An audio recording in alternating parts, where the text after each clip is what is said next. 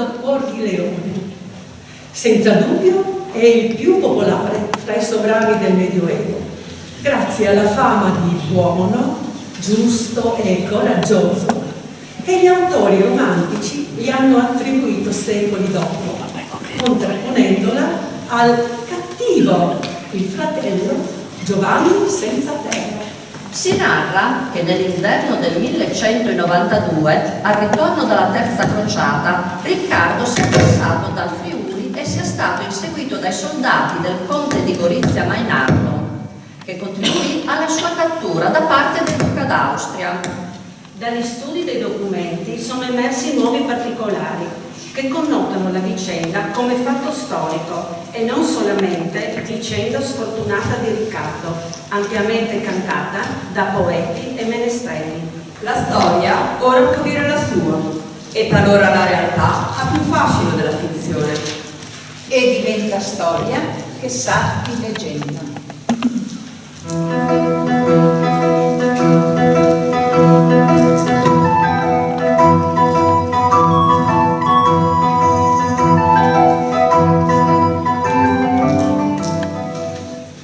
Correva l'anno 1192, per la precisione era il 9 ottobre 1192, quando una nave che batteva bandiera inglese partiva dal porto di San Giovanni d'Acri, oggi Acco in Israele, sulla quale viaggiava per rientrare in Inghilterra il re Riccardo Plantageneto con una ventina di cavalieri templari. Crociata in terra santa finita, vinta. Niente di tutto ciò, semplicemente il 21 settembre 1192 Riccardo, conclusa una tregua con il Saladino, decise di far ritorno in patria perché gli erano arrivate voci di un complotto per togliere il regno d'Inghilterra. Dialogo fra Riccardo e Ralph of Coggeshall, suo cronista. Sì, re, avevate promesso di rimanere in Terra Santa fino alla prossima primavera. Perché volete ritornare subito in patria? Siete forse malato? No, no. Per fortuna godo di ottima salute, ma devo fare ritorno in Inghilterra al più presto. Proprio ora che Filippo di Francia, Leopoldo d'Austria e il conte di Gorizia ci hanno lasciato il campo libero contro il Saladino. Se partiamo ora, voi, sire, farete una gran brutta figura. Si dirà: lo strenuo difensore della cristianità, lo spavento degli infedeli, ora che è rimasto solo a combattere, fugge. Caro Ralph, tu mi conosci bene. Non sono un codardo, ma se ho concluso una tregua con il Saladino è per avere la possibilità di salvare al più presto il re di Francia e quel prepotente di mio fratello Giovanni. Tramano per portarmi via il trono.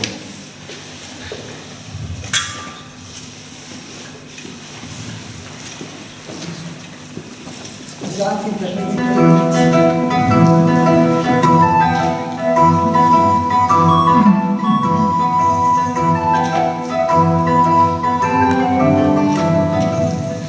Così scrive il cronista Ralph. Proprio terz listos rumores, quos audieverat, duo sufferemensas mare per vagabatur, incertus occursus dirige arcum. A causa di sinistre notizie che aveva udito, si era girato per il Mediterraneo per circa 2 mesi, non sapendo verso quale direzione dirigere la prua. Perché il re di Marsiglia, il re non voleva sbarcare nel porto di Marsiglia per poi risalire via terra verso l'Inghilterra? Sarebbe stato il percorso più rapido. In Terra Santa Riccardo si era inimicato Filippo, re di Francia, Leopoldo d'Austria e anche il conte di Gorizia, Mainardo II, che nell'agosto del 1191 avevano lasciato con tutto il loro seguito la Palestina. Quindi Marsiglia, per lui, non era più porto sicuro.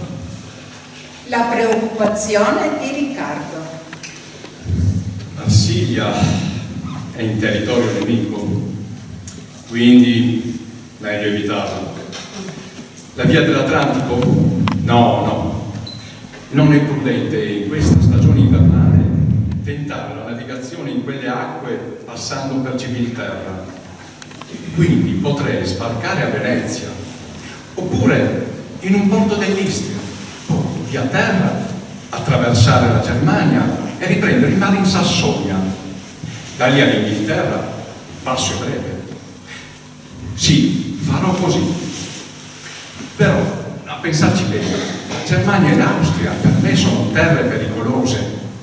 Barbarossa mi è contro perché afferma che gli ho portato via la Sicilia. Il duca d'Austria mi odia perché dopo la presa di Tolemaide ho gettato il suo vessillo nel fango. Viaggerò in incognito su una nuova nave. Questa è mezza fracassata.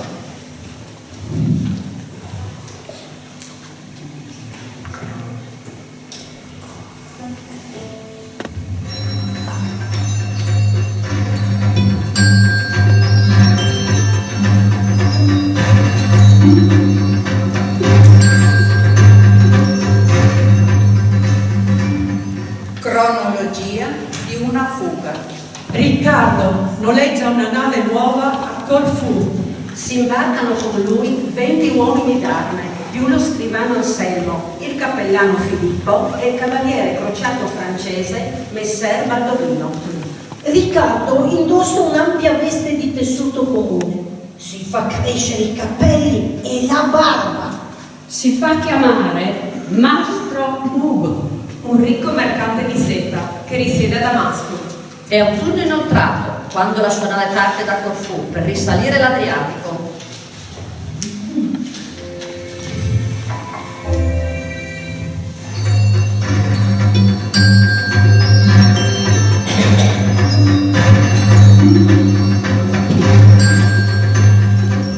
Diario di un naufragio. Giorno 15° di navigazione. Costeggiamo l'Illiria. Forte vento di bora da nord-est ostacola la risalita. Troviamo riparo in un'insenatura vicino alla città di Ragusa. La sera del 9° giorno la bora cala e al mattino ripartiamo. Mare calmo, tempo stabile fino alle coste dell'Istria. All'alba del 15 novembre una fortissima tempesta, mossa dal vento di bora, ci spinge verso occidente.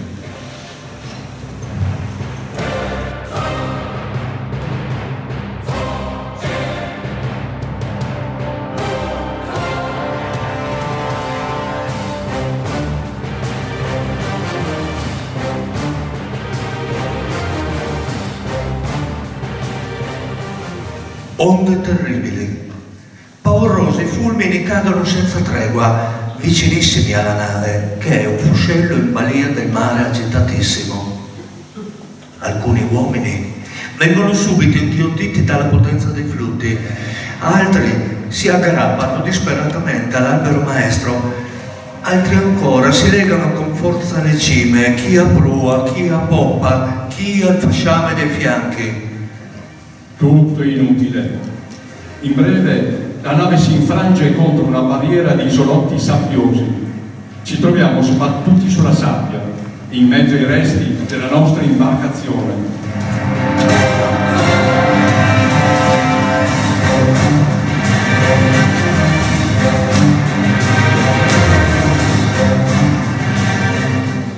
Così scrive l'imperatore Enrico VI di Svevia a Filippo Augusto di Francia. Inimicus noster reversus, accidit viventus rupta navi, addilocum quiesti fra Venecias ed Aquileiam. Il ritorno del nostro nemico è avvenuto a causa della forza del vento, che ha rotto la nave nel luogo che si trova tra Venezia ed Aquileia. Per fortuna Riccardo, con un piccolo gruppo di seguaci, si salva. I naufraghi, circa 20, sospinti dalla mareggiata, arrivano esausti su una spiaggia sabbiosa. Sire, qui attorno c'è solo sabbia. Non vedo anima viva. Dove siamo capitati? Filippo, non lo so. Aspetta, vedo in lontananza delle barche. Sembrano di pescatori. Si gridiamo, si accorgeranno di noi. Ci salveranno. Siamo qui. Così quei pescatori maranesi, usciti a pesca nella laguna dopo la tempesta, vengono attirati dalle grida di quel gruppo di naufraghi, li caricano sulle barche e li portano all'ospizio degli ospitalieri della volta sul tagliamento. Qui vengono assistiti dai cavalieri di San Giovanni di Gerusalemme, che ristorano tutti i pellegrini reduci dalla Terra Santa. La comitiva apprende di essere nei territori del conte di Gorizia Mainardo, nemico dichiarato di Riccardo. Al solo sentire quel nome, il re si fa un gran risata. Non lo stima né come soldato né come uomo. Lo conosce bene da vicino, avendolo avuto come alleato contro il Saladino. E quindi capitare proprio nelle sue terre non è buona cosa. È giovane, è ambizioso quel Mainardo, è anche prepotente ed avido.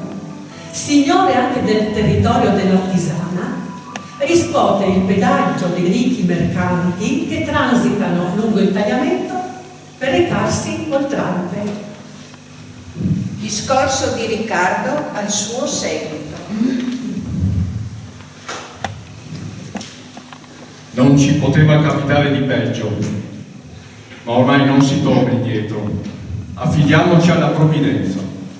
Quel farabutto di Mainardo, oltre a riscuotere il pedaggio, fa rapinare tutti i mercanti cammin facendo.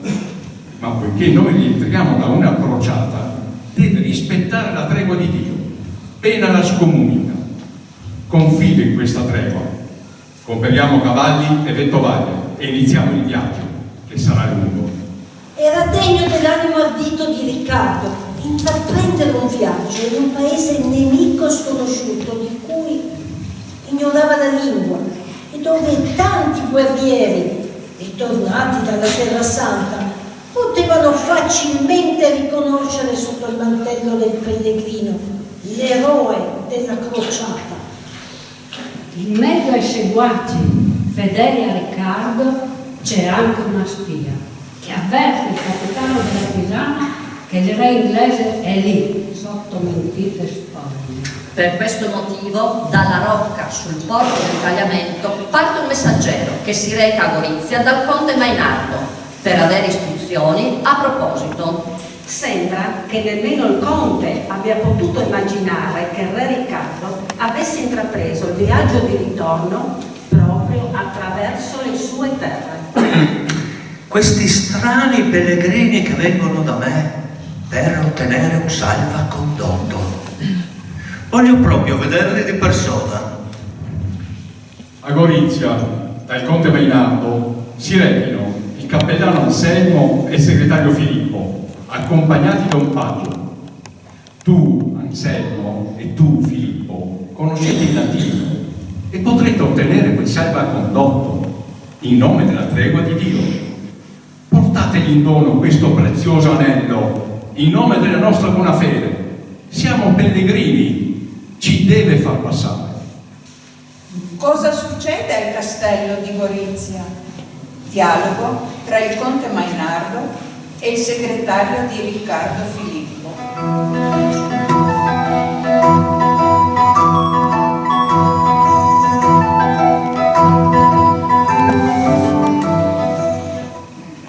Chi siete?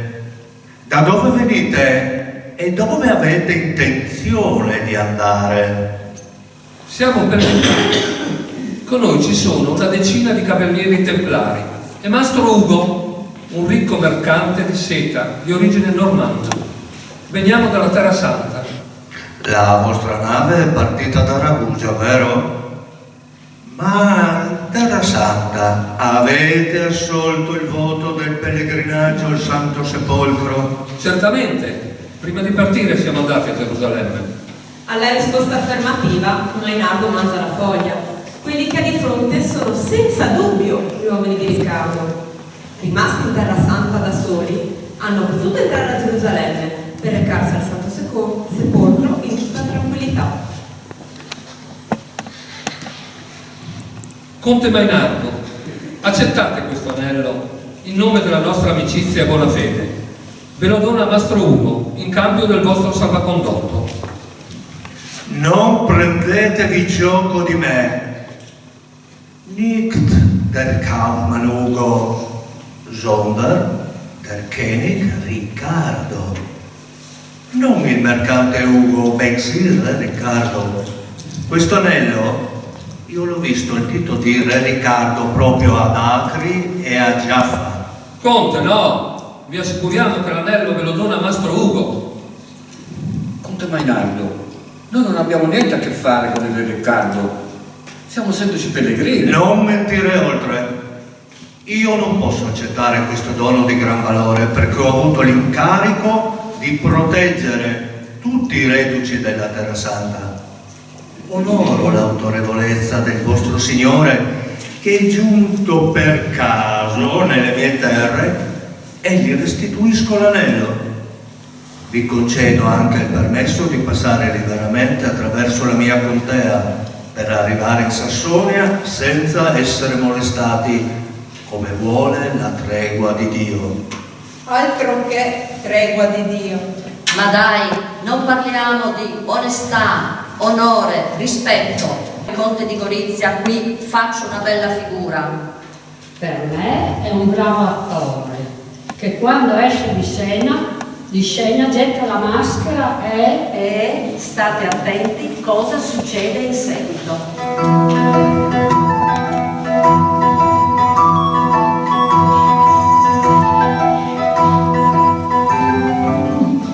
I tre inviati ritornano alla Tisana, arrivano a notte fonda e non appena riferiscono al re quanto sentito.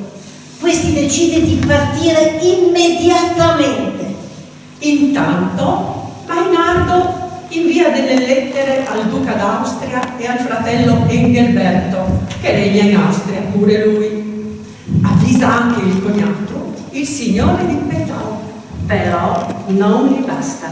Mette insieme un drappello di cavalieri per inseguire Riccardo. Riccardo è un nemico prezioso. Collaborare alla sua cattura gli sarebbe di valido aiuto per rafforzare l'alleanza col duca d'Austria e nel contempo consolidare la propria posizione a Linz, primo centro del suo dominio. Mainardo è troppo lungimirante per lasciarsi scappare un'occasione simile. Ma che fine ha fatto il salvacondotto? senza far rumore. Riccardo e i suoi lasciano la Tisana nel cuore della notte. Non conoscono i luoghi attraverso cui transitano. La fioca luce lunare li guida lungo una strada a fianco di un fiume, direzione Udine, poi Cividale e quindi a est, verso il passo alpino, poi l'Ungheria o la Baviera.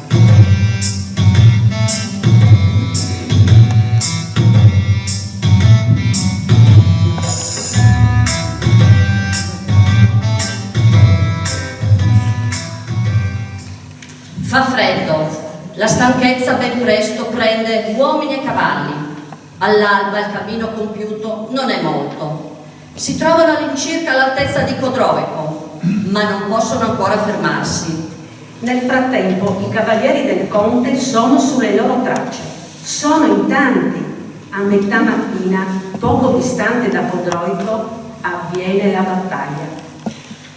Pochi cavalieri templari contro tanti inseguitori, appoggiati anche dai contadini locali. Riccardo poteva facilmente essere catturato, ma 8 suoi cavalieri si sacrificano per permettere al loro signore di fuggire con i rimanenti seguaci. Circa 10. Corrono con brevi soste, direzione le montagne, là in fondo. A Moggio si fermano per un giorno sotto la protezione dell'abate. Ma qui c'è ancora al seguito di Riccardo Il cappellano Anselmo, il segretario Filippo, il trovatore provenzale Giuseppe Fadì, il paggio Jordan, il cavaliere fidatissimo William Estelle e altri 2 templari. Dopo la pausa si riprende la fuga, via dal Friuli, finalmente in Austria. Sono in salvo? Magari. In Austria ci sono Engelberto, fratello di Mainardo, e Federico di Pettau, signore di Frisia, entrambi già avvisati da Mainardo del possibile passaggio del re inglese. Passando le Alpi, Riccardo si illude di essere sfuggito all'inseguitore. Tutti i vassalli sono a caccia del sovrano inglese, che oramai è sempre più vicino a essere preso, ma lui, in quei territori, si sente già libero.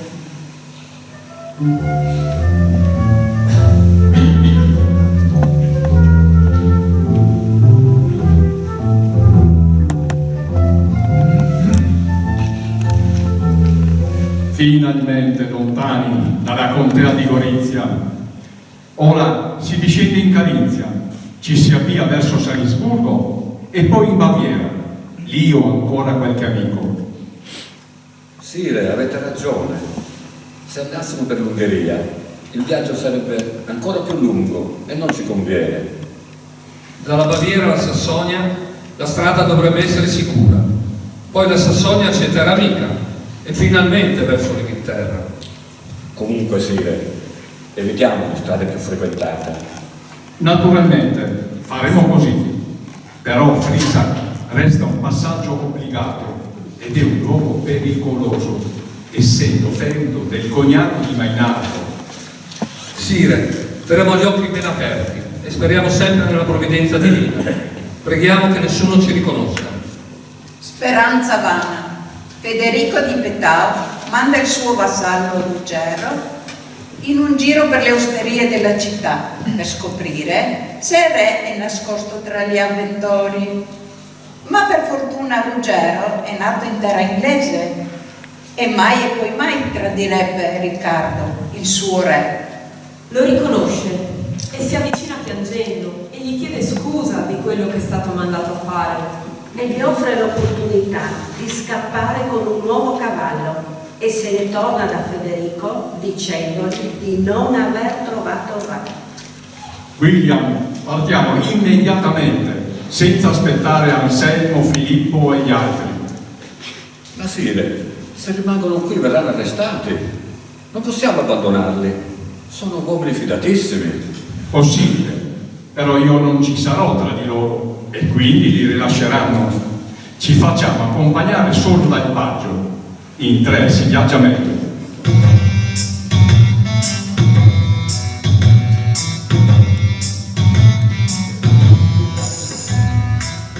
E così di notte via si riprende la fuga. La famosa spia non lo molla e lo segue di nascosto. Via, via, verso Vienna e la Boemia. Prima il passo di Neumarkt-Satten, poi la Valle del Mur in Stiria, il villaggio di Brucken-de-Mur e finalmente la strada per Vienna. 3 giorni e 3 notti senza fermarsi se non per brevi soste e la spia sempre dietro. Già pensa al gruzzolo che guadagnerà quando il re verrà arrestato. Prima o poi, caro mio Riccardo, ti fermerai e io ti farò arrestare, ne puoi stare certo. E così è. Il 21 dicembre 1192 i fuggiaschi arrivano in un sobborgo di Vienna e si fermano a riposare in una piccola e modesta locanda. Rischiano molto, ma sono stanchissimi, devono dormire. La spia non aspetta altro.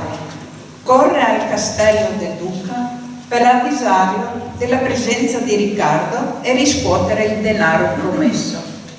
Duca, il re Riccardo è alloggiato qui in città. Fate presto, perché è molto prudente e furbo. Può scappare di nuovo. Dicono che c'è un giovane che parla con accento straniero, che da 3 giorni va al mercato e paga con denaro crociato. Potrebbe essere il suo paggio. Bene, il paggio è una buona pista. Domani mattina manderò al mercato le guardie, lo arresteranno e lo faranno parlare con un mezzo. Non temere, Riccardo ormai ha finito la sua fuga. Ultima scena di un'avventura rocambolesca.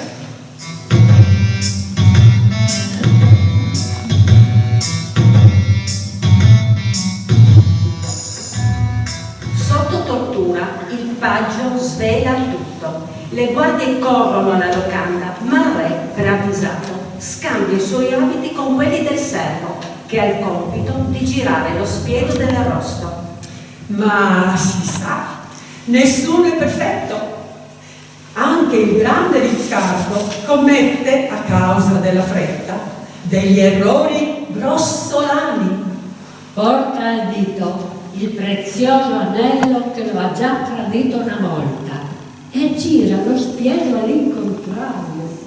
La spia si avvicina a Riccardo e gli sussurra con il tono di un Giuda. Sì, ormai siamo cotti. È il segnale, le guardie si avvicinano, ma Riccardo, alzandosi, afferma con fermezza: Io sono il re Riccardo, che il duca d'Austria si mostri, io mi arrenderò solo a lui. Leopoldo compare e con apparenza di rispetto gli dice: Re d'Inghilterra, avete fatto gettare la mia bandiera nel fango e la provvidenza vi punisce per quella cattiva azione. Carcere duro nel castello di Turstein, a 60 km da Vienna, per Riccardo guardato a vista. Scomunica per Leopoldo d'Austria e il conte Mainardo. I crociati non si devono imprigionare.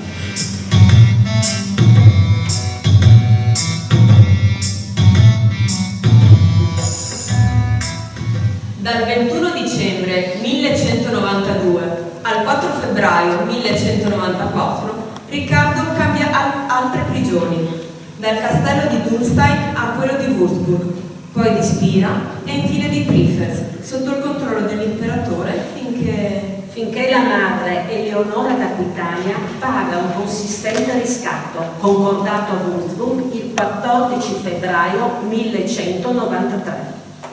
Quanti? Ma quanti soldi vengono sborsati per la libertà di Riccardo? Ben 100.000 marchi d'argento, al peso di colonia. Tutti? Tutti per il duca d'Austria?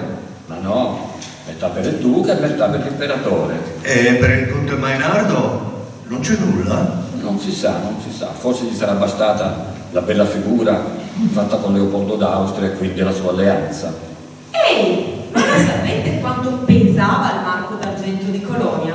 Dicono che pesasse ben 233 grammi, quindi in tutto quasi o più di 23 tonnellate d'argento. Cosa hanno fatto con tutto quel ben di Dio?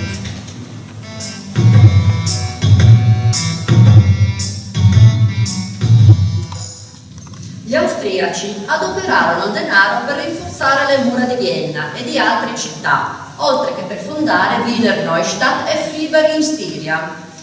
Fino agli anni 60 del XX secolo, una parte di quell'argento è servita per coniare i 5 scellini d'argento. È una bella fortuna per l'Austria che Riccardo sia passato proprio per di qua. Fortuna per loro, sfortuna per me. Finalmente però, il 4 febbraio 1194 sono libero e raggiungo l'Inghilterra. Il re di Francia manda un messaggio a Giovanni senza terra. È tornato il diavolo. The devil is loose. Il 17 aprile Riccardo verrà incoronato per la seconda volta e poi comincia tutta un'altra Storia!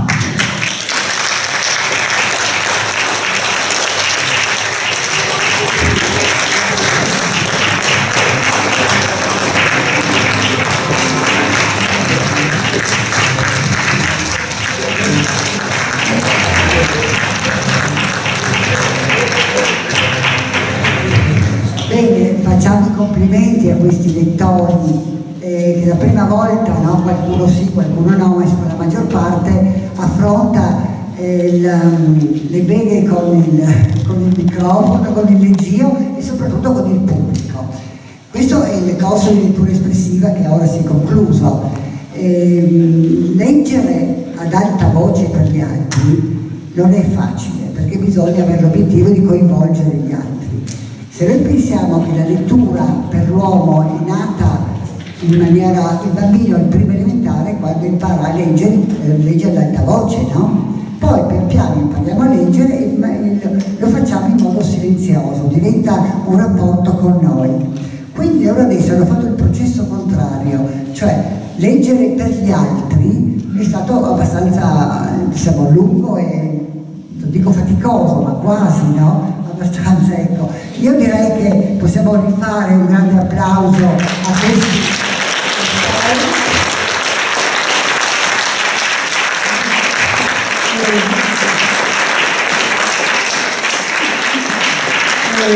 Quello che mi piaceva, così anche a loro forse, che i 4 protagonisti non volevano mettere il mantello, ma io ho detto facciamo un po' di cose un po' teatrali, no? Perché è bello anche concretizzare la cosa. E poi Re Riccardo, no?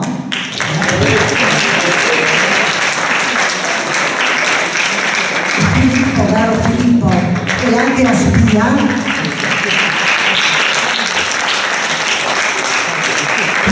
Il capitano. E poi c'è in ogni favola, in ogni storia, perché quindi questo lavoro è stato tratto, liberamente tratto, per qualcosa l'ho messa così come tempi, eccetera, come è venuta l'idea, dal libretto fatto per l'Uni3 2 anni fa, credo, dal professor Tirelli, il quale ha scritto questa cosa molto, molto significativa e bella secondo me, perché è la mescolanza tra la storia che si basa sulla ricerca di documenti e la leggenda, che è quel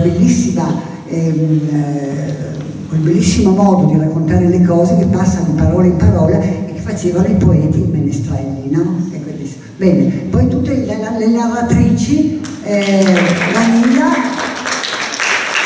Chiara, Bianca, Elisa, Fernanda, Marisa e Clarissa.